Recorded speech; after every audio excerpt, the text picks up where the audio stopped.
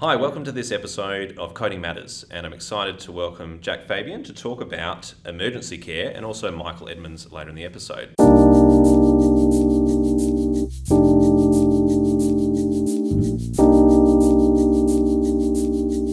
So Jack, tell us about your role at the moment. So my role is as a clinical informatician within CALHN, and I used to work as a clinician in the emergency department, and so I've got a real passion for the emergency data that we report on, so to make sure that we're reporting our activity as accurately as possible. Yep, and it can seem, as we've talked a lot of times in coding, it can seem like that's a little bit dry, but actually getting it right means a lot to our patients and to our colleagues and to the organisation we work in. Yeah, I think the ED staff work hard, and we want to accurately represent ourselves when we do that reporting. Excellent. So we're going to talk a bit about how emergency care episodes differ from inpatient and subacute or non-acute care, which we've talked about more recently in our rehab video. And we're going to talk about specifically the AECC classification, which is distinct from the diagnostic-related group classification that we use for activity-based funding for acute inpatients.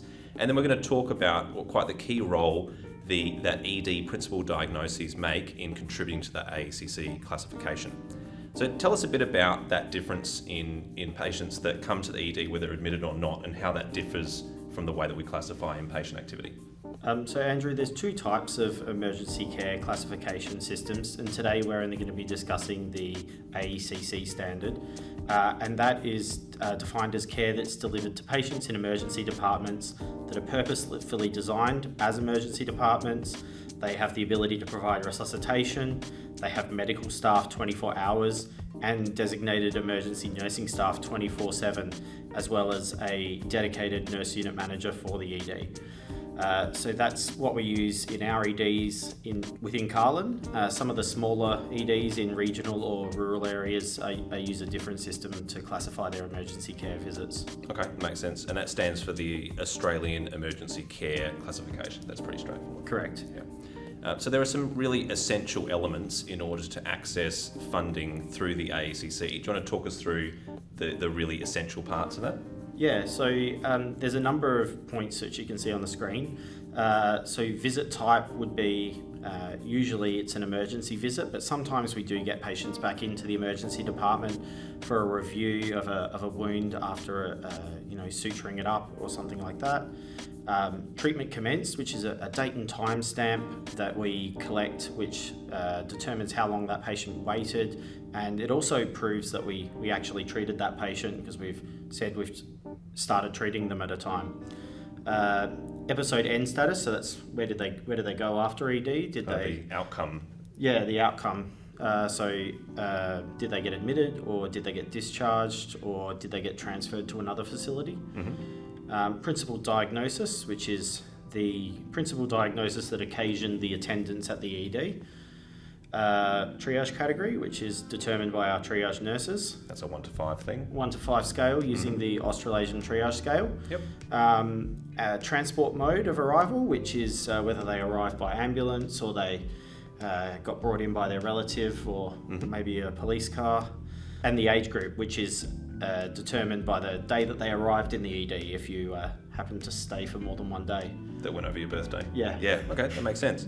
So I suppose within those, there's two really quite important elements that we're not always getting correct, which we've talked about in preparation for this video. And I suppose the two that we want to unpack a bit more are treatment commenced and the principal diagnosis, which we'll come to in a minute.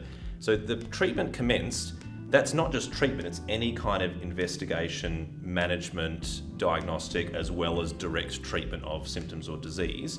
And there's often been a bit of discrepancy of going, does that have to be an emergency doctor, or are there others that would fit into that as clinicians working in the emergency department? Yeah, that's a common thing I hear, especially from the ED nurses. Any health professional can commence treatment within the emergency department, and it's basically a timestamp when you started seeing the patient.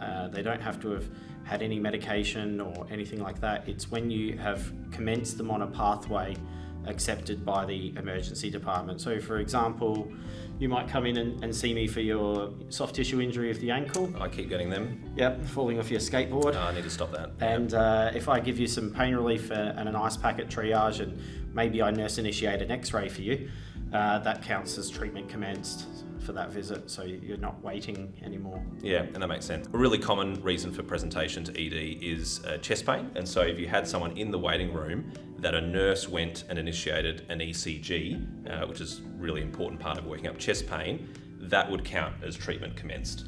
Yeah, so doing that initial commencement of investigations for that patient. But importantly, bringing someone into a cubicle, changing them, or just taking their oxygen saturations, blood pressure, that specifically does not count as treatment commenced. So there's some distinguishers. Yeah, correct. It's got to be investigations or treatment relevant to their reason for presentation. Makes sense.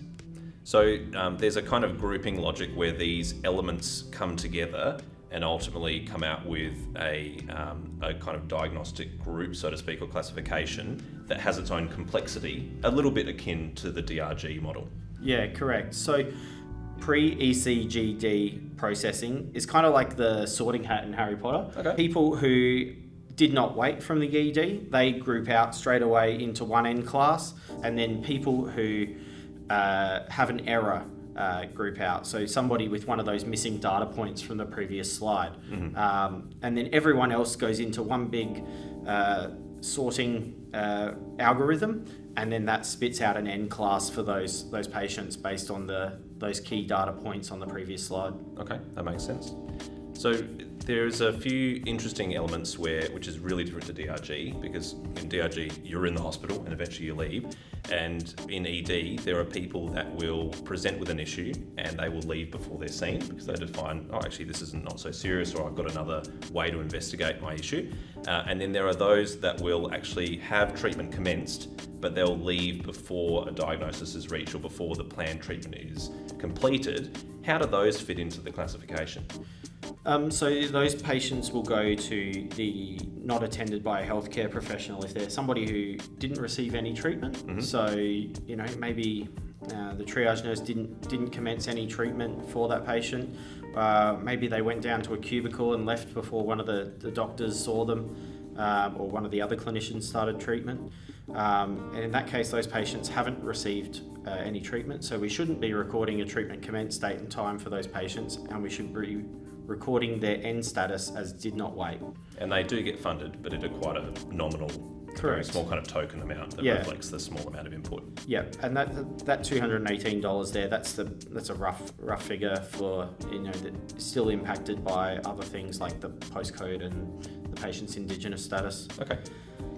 The patients who did get some treatment and then end up leaving the ED without having that treatment completed. So perfect example is you with your soft tissue injury before. Mm-hmm. Maybe you've decided you've sat there for an hour and you're feeling a bit better and you can walk on it, and the Panadol really helped. It did. And then I decided I wouldn't wait for the registrar. I think I gave you some ibuprofen actually.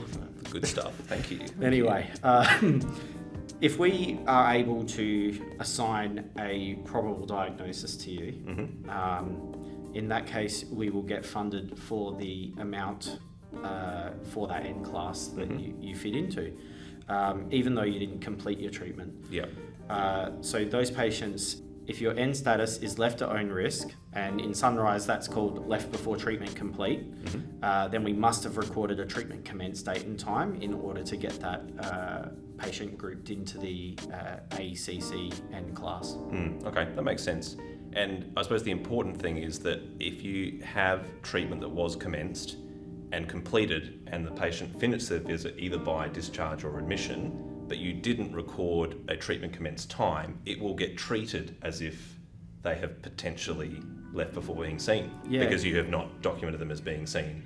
Yeah, that's correct. And so it's very important that although in some cases the system will record a time for us manually, but it's always a good idea just to keep an eye on that field on the ED status board and make sure that it accurately reflects what happened to that patient. Great, yeah.